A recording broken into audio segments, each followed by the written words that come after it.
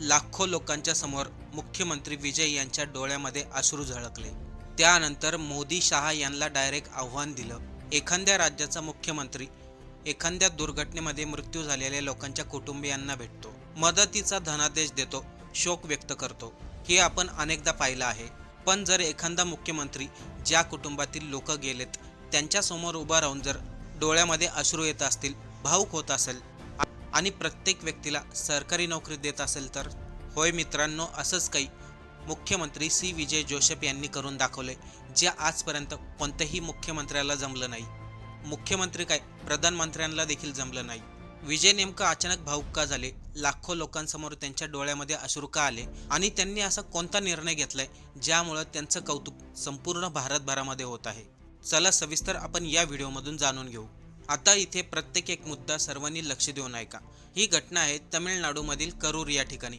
करूर या ठिकाणी लाखो लोकांच्या गर्दीमध्ये 41 लोकांचा मृत्यू झाला होता. अनेक कुटुंबाचं आयुष्य एका क्षणामध्ये उद्ध्वस्त झालं होतं. ही घटना आहे जेव्हा विजय हे मुख्यमंत्री नव्हते. विजय यांनी TVK पक्षाची स्थापना केली. त्यानंतर संपूर्ण राज्यामध्ये प्रचार चालू होता. त्यामुळे त्यांच्या कार्यक्रमासाठी लाखो लोक जमा झाले होते. खास करून विजय यांना पाहण्यासाठी, त्यांचं भाषण ऐकण्यासाठी, ते काय बोलणार आहेत तेच पाहण्यासाठी प्रचंड गर्दी झाली होती. मात्र काही क्षणामध्ये या गर्दीमध्ये मोठा गोंधळ उडाला. त्या गर्दीमध्ये मोठ्या प्रमाणामध्ये चेंगराचेंगरी झाली. 41 लोकांचा मृत्यू झाला. त्या दुर्घटनेनंतर विजय यांच्यावरती अनेक आरोप झाले. एवढी मोठी दुर्घटना घडली तरी देखील विजय हे त्या कुटुंबांना भेटायला सुद्धा गेले नाही. त्यावेळी हा विषय मोठा राजकीय वाद झाला. विरोधी पक्षांनी तर विजय यांच्यावरती टार्गेट केलं.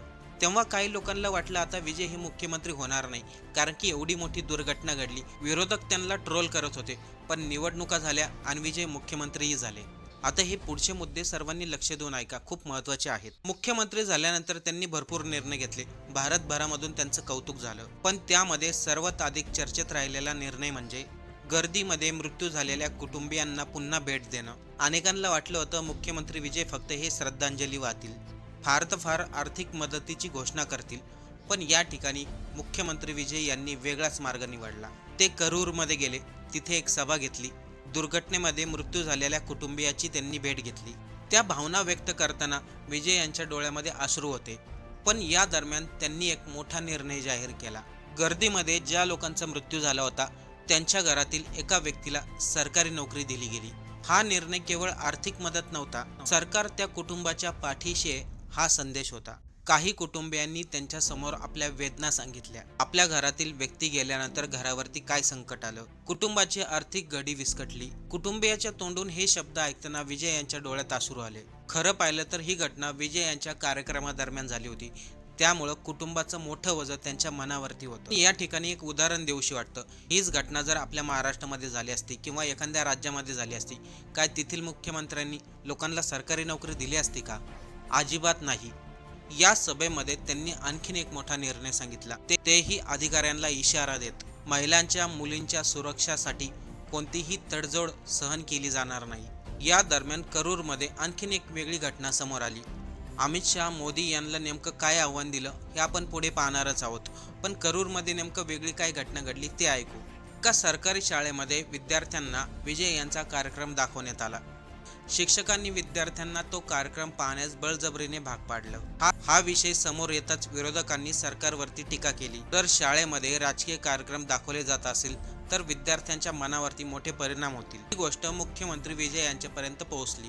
तर या ठिकाणी बऱ्याचशा लोकांना वाटलं शाळेमध्ये दाखवलेला कार्यक्रम त्यांच्या पक्षाशी निगडीत होता, त्यामुळे विजय हे या गोष्टीकडे दुर्लक्ष करतील. पण घडलं अगदी उलटच. मुख्यमंत्री यांनी तात्काळ त्या सरकारी शाळेच्या मुख्याध्यापिका यांना निलंबित केलं. त्यानंतर त्यांनी सर्व सरकारी शाळांना आदेश दिले, कोणत्याही सरकारी शाळेमध्ये राजकीय कार्यक्रम दाखवले जाणार नाही, कोणत्याही विद्यार्थ्यांना प्रचारासाठी नेलं जाणार नाही. असं जर कुठे आढळलं तर शाळेतील शिक्षकांवरती कारवाई केली जाणार. विद्यार्थ्यांना शिक्षण देणं गरजेचं आहे, त्यांना राजकीय विचारसरणीशी जोडू नये. त्याच दरम्यान त्यांनी सांगितलं, कोणताही सरकारी अधिकारी, कोणताही सरकारी कर्मचारी जर तुमच्याकडे पैसे मागत असेल तर त्याला घाबरू नका. त्याला थेट माझं नाव सांगा, त्याचा व्हिडिओ काढा आणि ही माहिती प्रशासनापर्यंत पोहोचवा. त्यानंतर त्या व्यक्तीला सोडणार नाही. याच करूरच्या सभेमध्ये त्यांनी डायरेक्ट भाजपला आव्हान दिलं. त्याचं झालं असं की 20 तारखेपासून लोकसभेमध्ये अधिवेशन चालू होणार आहे. या अधिवेशनामध्ये केंद्र सरकार पुन्हा एकदा डिलिमिटेशन बिल पास करणार आहे. त्यासाठी त्यांना खासदारांचं बहुमत असणं गरजेचं आहे. पण जर हे बिल पास झालं तर त्याचा परिणाम असा होईल, जे छोटे राज्य आहे त्यांचं प्रचंड नुकसान होईल. त्यामुळे विजय यांनी थेट आव्हान दिलं, तमिळनाडूशी कोणतीही तडजोड होणार नाही, आमच्या राज्यात कोणीही मध्यस्थी करू नये. त्यांनी हा संदेश का दिला? कारण की अगोदरचे मुख्यमंत्री के स्टॅलिन यांच्याकडे 30 खासदार आहेत. हेच 30 खासदार भाजपला पाठिंबा देण्याच्या तयारीत आहेत. त्यामुळे विजय यांनी स्पष्ट संदेश दिला, तमिळनाडूमधील कोणत्याही खासदारांनी डिलिमिटेशनसाठी पाठिंबा द्यायचा नाहीये. ते बोलताना म्हटले, आम्ही तमिळनाडूच्या अधिकारासाठी लढतोय, येथील लोकांच्या विचारासाठी लढतोय. पण जर याच राज्यातील काही लोक आपला अधिकार, आपल्या विचारसरणीशी गद्दारी करत असतील तर त्यांना आपण सोडणार नाही.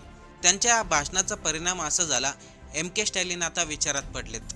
जर त्यांनी भाजपला पाठिंबा दिला तर तमिळनाडूमधील लोक त्यांच्यावरती प्रचंड नाराज होतील. कारण की ही त्यांच्या राज्याची गोष्ट आहे, कोणत्या पक्षाची नाही.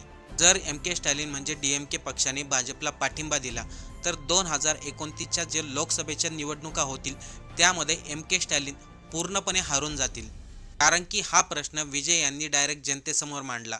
या डिलिमिटेशनचा फायदा फक्त भाजपलाच होणार, त्यांचं असंही म्हणणं आहे. राज्यासाठी याचा काही फायदा नाही.